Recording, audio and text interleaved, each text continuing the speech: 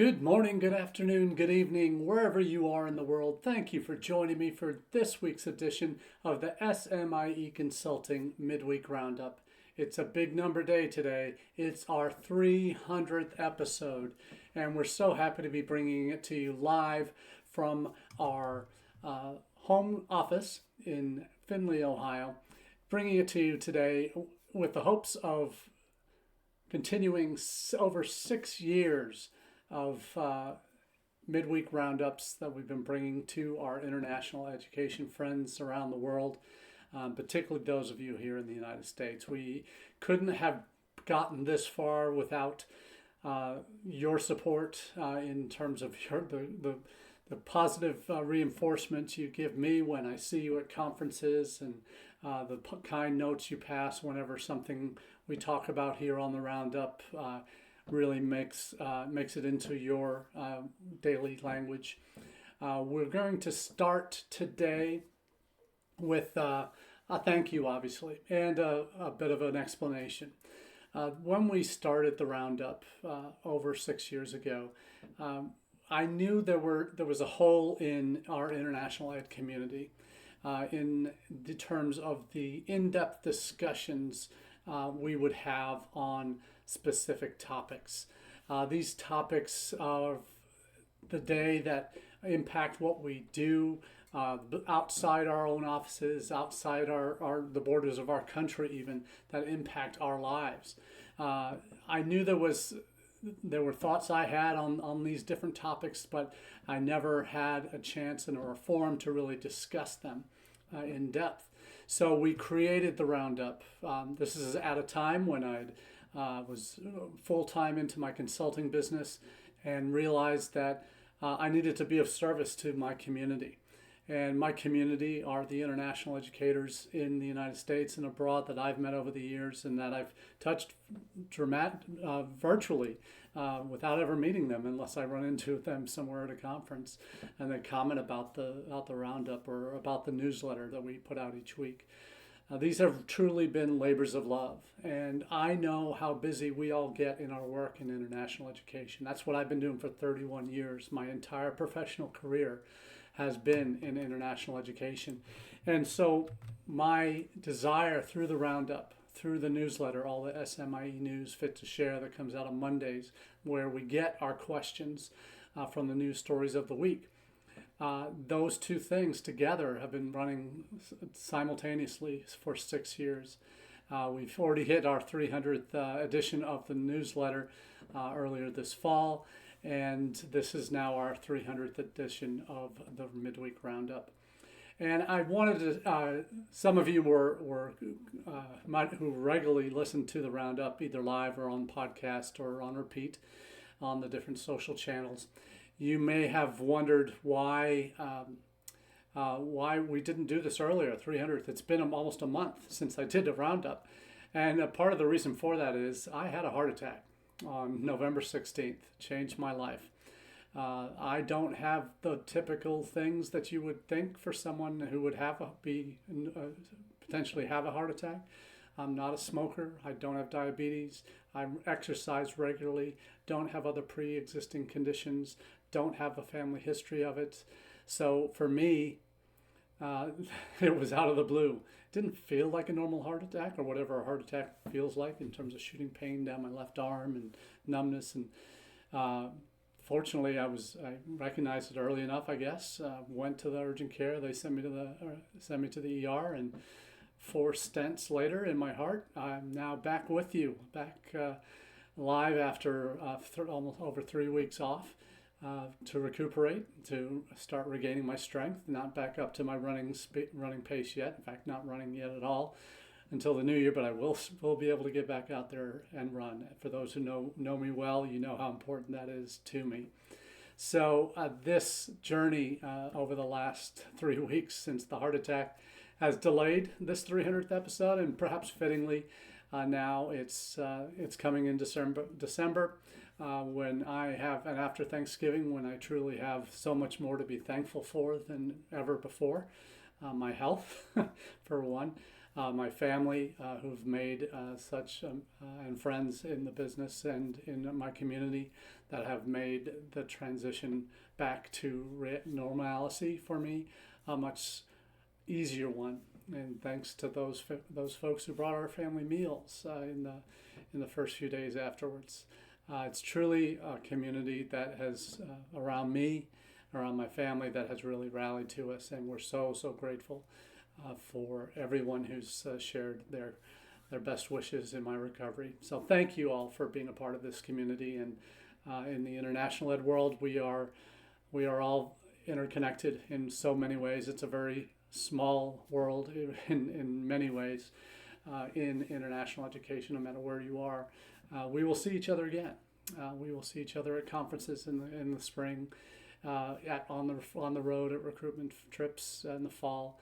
But we'll be back out there again soon. Some interesting news coming up in the next couple of weeks that I'll also share with you before Christmas. So let's get right into it with our 3 questions of the day. And as we do each week, we take the questions that we ask here on the Wednesday Midweek Roundup from our newsletter that comes out on Mondays. And that newsletter is called All the SMIE News Fit to Share. And it is a newsletter that comes out at 9 a.m. Eastern if you subscribe to the email version. And we also have a LinkedIn version that comes out at a little bit later date, or earlier time, at 8:30 Eastern. And this is for those of you who get that, like getting your email or your news through LinkedIn, International Ed News. And that both copies of this week's newsletter are in the chat section on the YouTube channel. And we'll be adding those in later as well to the others. You have these newsletters. If you want to find them, there's an archive of them on our website, smieconsulting.org/subscribe. And if you scroll down to each year is broken down into the different editions of the Roundup. So thank you, and the newsletter, that is where you can get this week's episodes or this week's news. And we hyperlink all the stories that we talk about in the newsletter that are answered in these questions through the comments section as well. So please do subscribe. We now have over 2,200 subscribers between the email and the LinkedIn version of the newsletter. So really grateful for all of you who make that newsletter part of your international edification each week. Now let's get to our first question of the day. And that is, how can you change your international recruitment strategy? If it isn't working, what's the use of doing the same thing over and over again? That's the definition of insanity. We don't want to be doing that. But you need to change. How do you make those changes?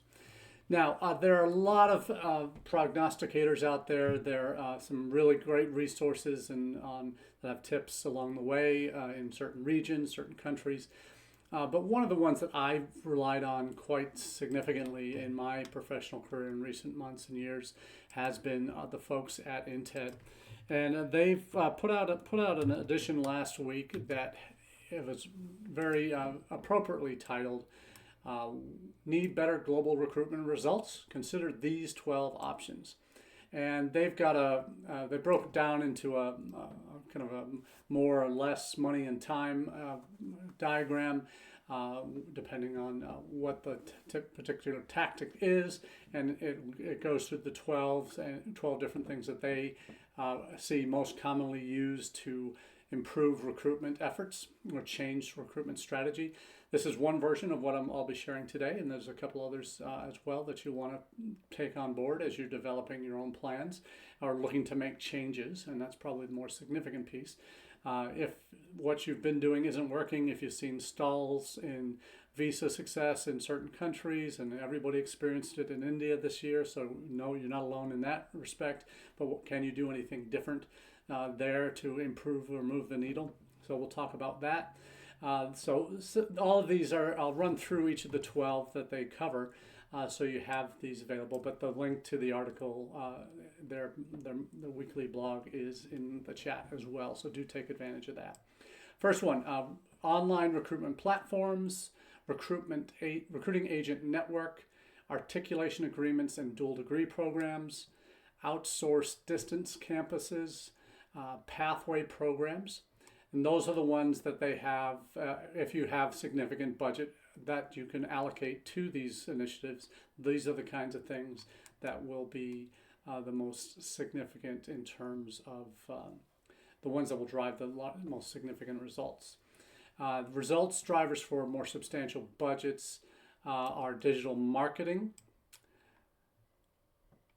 The first group of are the ones that are it's not the most budget, is most budgets that they see are the ones that these are the ones that you can do. Most folks are going to be doing online recruitment platforms, developing an agent network, creating articulation agreements and dual degree programs, outsourcing with a distance campus to deliver degrees abroad through transnational education, and then pathway programs. Then the next one, if you have more substantial budgets, the solutions that they suggest: digital marketing, recruitment travel, and overarching agent management services, when it may be having in-country representatives or more significant agents that are kind of provide recruitment services as well as finding applicants for you. And then if you have larger budgets, and it's like everybody's budget, larger budgets, more supersized budgets. These are the different categories they break them into. So for larger budgets, and this is one that is probably a luxury item for most institutions these days, would be an in-house ESL program that offers those kind of foundation courses to prepare students for English, full English degree studies. Then outsourced remote recruitment desks. This could be recruitment agencies that will do direct recruitment, where you can lease space in their office kind of approach, to if you can have multiple locations, even better. Hiring, but does require regular check-ins as well, so to make them truly productive. And for those that have the biggest budgets, fully owned remote recruitment offices, and this is having a China office, an India office, a Middle East office, a Latin American office, whatever it might be. Then the last would be fully owned distant campuses, and like this would be the NYU's Abu Dhabi campus, their Shanghai campus, could be Duke's Kunshan campus in China. Temple's had a Japan campus for years. Webster University has campuses all over the world. All of those are opportunities. So Intech kind of breaks those 12 down for you in terms of where the ones that can best move the needle are. So definitely check that article out. The second reference piece I would share with you is from our friends at QS, and they talk about leveraging insights to boost international engagement and enrollments in the United States. And it's a very specific one, talking about pre and post-pandemic flows and how the gap has narrowed between U.S. as clear number one to UK, Canada, and Australia as well. And we've talked about what's happening in those other countries that will likely knock their numbers back down, but also ours are going to continue to rebound past pre-pandemic levels. So they have pieces in there about the elections and outcomes, but they break down their suggestions to what institutions can implement to what they call recruitment resilience. These are 5 levers that they've identified that can be pulled. First up, understand and strengthen your reputation. And this ties in self-servingly to their rankings, the QS World Rankings, in that they give an example of ASU, Arizona State, whose academic reputation rank went from 43.4 in 2021 to 2025's 48.6. So I guess the higher it went, the better reputation is, I guess. And then they also show their international student enrollment numbers going from 8,800 to over 10,000 in that same 4-year span, 13% increase. Their second lever is aligning strengths to recruitment markets. So looking at what is valued most in different regions of the world or countries of the world. High quality teaching, good reputation, specific programs, welcoming to international students, scholarships, and well ranked. Those are kind of 6 categories that QS identifies, and how those 6 categories are rated in Europe and East Asia, for example. So they are clear that high quality teaching is most important for Germany, Spain, and France. UK, it's 2. But more important for UK audiences is the reputation for a chosen subject. Whereas in East Asia, high quality teaching is second in Korea and Taiwan, first in Japan, but reputation in the subject is most important there. So again, looking at what works in different markets, and there's other data sources. Study Portals has great country level data or even city level data on what majors are most highly sought after, where there's the greatest unmet need, supply and demand kind of concerns where they're not being met in country, that you might be able to step in and get a piece of that pie. So there's always student survey data that will show differences per country, per region, so that's also worth getting your hands on. The third lever QS identifies is optimizing your program portfolio.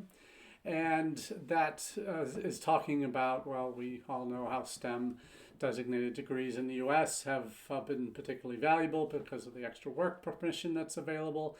So opportunities to highlight those STEM options in the United States and potentially with partners in different countries for dual degrees, that type of thing has great opportunity.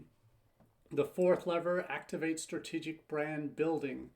And that is talking about 3 things. Is the market a match for your institution's strengths, and looking at each market individually? Is there a long-term potential in the market that you're looking at as a sustainable source of students? How long have your competitors had a brand presence in that market? All of these things are kind of the brand building pieces that relates to your website, official website, rankings, online search results, social media, and then institutional information sessions and fairs that you might do. So those are the 5 most useful sources that students have found indispensable in their search for universities. And the 5th lever QS identifies is deliver an exceptional experience. And this is probably one that I would think will be much higher on the list, and it certainly is one that in what we were doing at UNLV when I came on board 3.5 years ago, and we started the internationalization process, developing a plan, and starting with what I call starting with the end in mind, and that is we want our international students to become successful alumni of our institutions, and that doesn't happen by itself. It happens by intentionally focusing on their needs throughout their journey, from initial prospect all the way through to successful alumni. And all that way through that journey, we have to have services in place. Obviously, the orientation process, arrival on campus is key, and not only the admissions process, but in those first few days and weeks. But beyond that, to housing, to advising, to career services, to student employment, to alumni offices. All of these will play important roles in the journey of international students on your campuses. And if those services aren't being delivered and their experience isn't an overall positive one, those are missed opportunities that can negatively impact the students that you have coming in, because the students that are graduating or leaving the university and not having the best experiences are not going to speak highly of you to their juniors, to their family and friends when they get back home, or as they communicate in real time on social media. There are thousands of conversations that happens that you never see that could be negatively impacting your university's reputation because you haven't delivered on services. So I absolutely agree with this fifth and final lever that QS identifies. Now, in terms of levers and the 12 strategies that were identified by the team at INTED in their blog, there's always going to be other things that you can and should be doing. No list is ever going to be complete. But one piece, an overall arching strategy that should impact what you do is one that the folks at Oxford International Education Group and good friend and colleague Rajika Bandari, who used to be at IAE running Open Doors in their research division and has been on her own, has her own consulting company now for the last several years. But she has helped co-author a white paper with OIEG, and it focuses on the theme of a lack of diversity spells adversity. So this is something that in the U.S. we've talked about this for months, if not years, about how important it is for us not to have all our international recruitment eggs in one country basket, or even two country baskets. We all know that China and India are the top two most populous nations in the world, but also the two biggest senders of students by a long way over the third and fourth ranked countries sending students abroad. So we have to become reliant in many cases for half or more of our international students on campus from those two countries. The smart institutions have been able to broaden that beyond, so it's not 50% or more, it might be 30% or more of their international students might be from those two countries. So for example, at UNLV, we're currently running at about, of our 1,200 international students, approximately 300 are from India and China. The rest are from 91 other countries. So we do have a very diverse population where no two beyond those two countries dominate our international student population. So what do the folks at Oxford in this white paper, along with Rajika Bandari, say we should be focusing on? Is that looking at key emerging countries where that will be good sources for the U.S. India is on this list of 4 primary ones: India, Vietnam, Nigeria, and Pakistan. In terms of diversification, obviously South Asia and Africa are South and Southeast Asia and Africa are on this list. But India in and of itself is a very diverse country. Anyone who's visited there beyond Hyderabad will see and realize very quickly how different the student groups are that you see at international schools, at engineering colleges in Hyderabad, at Asian events in other cities in India. You'll see very different kinds of students there. And that there's diversity within India for sure, diversity within China to a lesser extent, but it exists there as well. But in these other countries, Vietnam, Nigeria, Pakistan, you see populations there, and Nigeria is obviously one of many countries in Africa that will dominate the global headlines into the next 20 years. Because of their growing youth populations. All over Africa, it may have 40% of the world's under 30 youth by 2040. Those numbers are just mind-boggling, and that we hope in the U.S. at least we have policy that catches up with this reality in Africa, that we need to be better meeting the needs of those audiences for them wanting to come to the United States, and think about our visa processes there that clearly leave a lot to be desired in terms of overall visa success rates on our college campuses.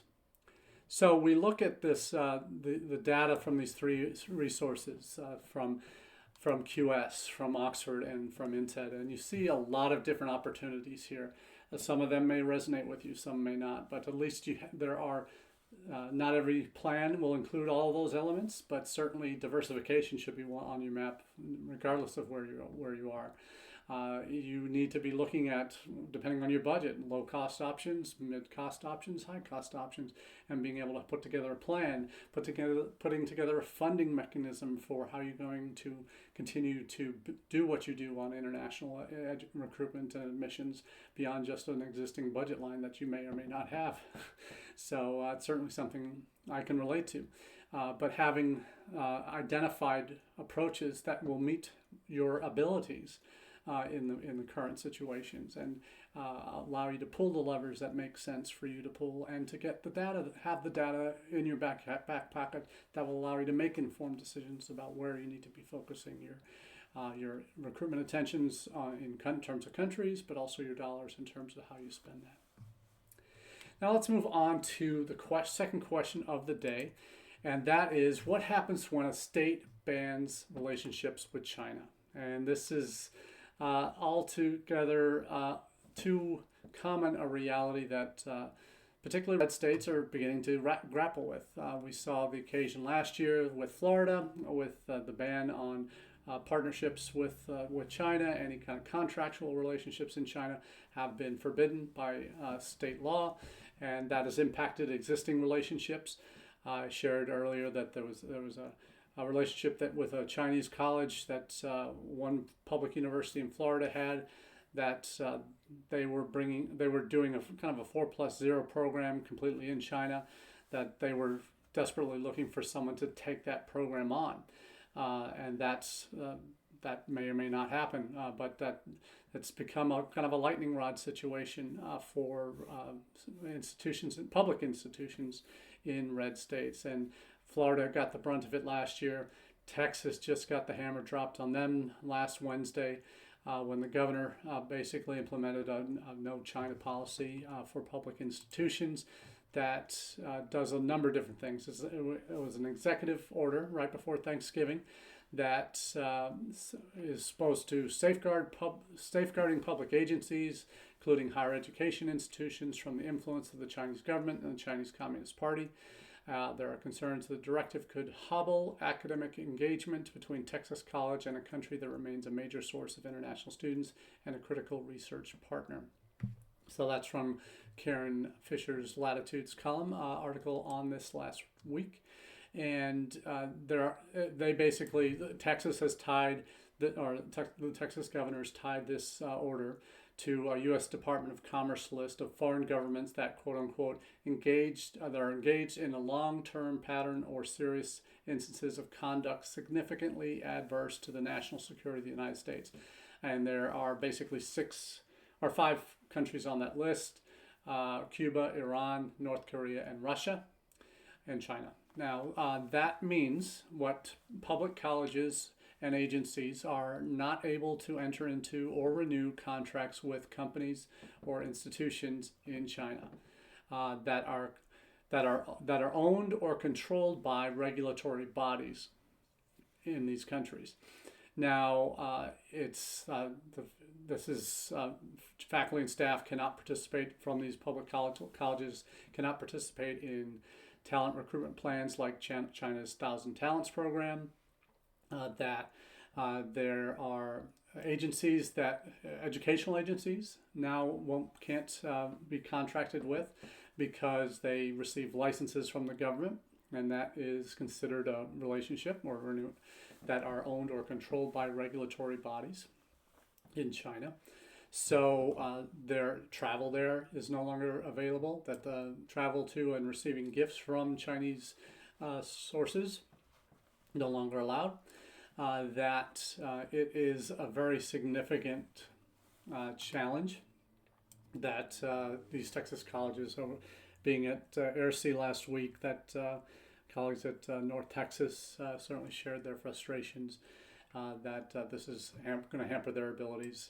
They've got over 8,000 or 9,000 international students now, and India is by far the number one, but China's not has been high on that list, and now they have to find other ways to bring students in from behind the Great Wall.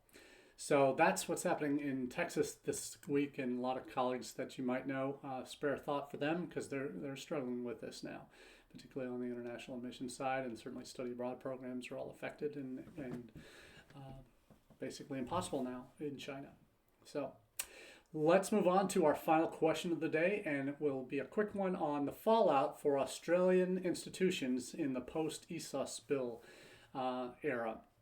And for those not familiar, in Australia there have been two things that have dominated the landscape of discussion in Australia for the over the last year, and that one is a ministerial directive, and that came out. It's called Ministerial Directive 107, and that came out basically a year ago in December. That was an immigration framework that classifies Australian institutions into different risk levels and offers preferential treatment in terms of how many visas might be given to low-risk institutions. And that directive led to a significant spike in visa rejection rates for students from some countries, especially for providers that were assessed to be higher risks. And these providers are a lot of the vocational colleges and institutions in Australia. Now, that was a year ago when this process started with the ministerial directive, and as a result of that, since December last year, there has been a 30% drop of student visa applications from students offshore looking to come to Australia. And institutions have been struggling after that directive was put in place.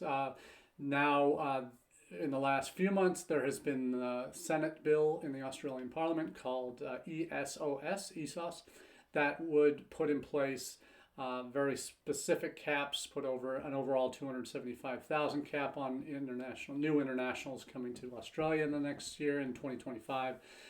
That would give specific percentages to universities that they would have to adjust their intakes and admission rates to be able to handle. That bill just failed to pass out of the Australian Senate. So as a result, the government now has gone back to the Ministerial Directive 107 that had been putting in place this significant spike in visa rejection rates because of the classifications on low risk, high risk, and everywhere in between. So that is that's an ISIF Monitor report that gives you some of those details there on what that looks like. There's also another article from the PI on what some of the providers are doing now. One in particular, Australian Catholic University, had actually closed their international admissions in the anticipation of the ESOS bill passing. But now with a return to the ministerial directive, they've actually already had cut their international student commencements by 53% in 2025.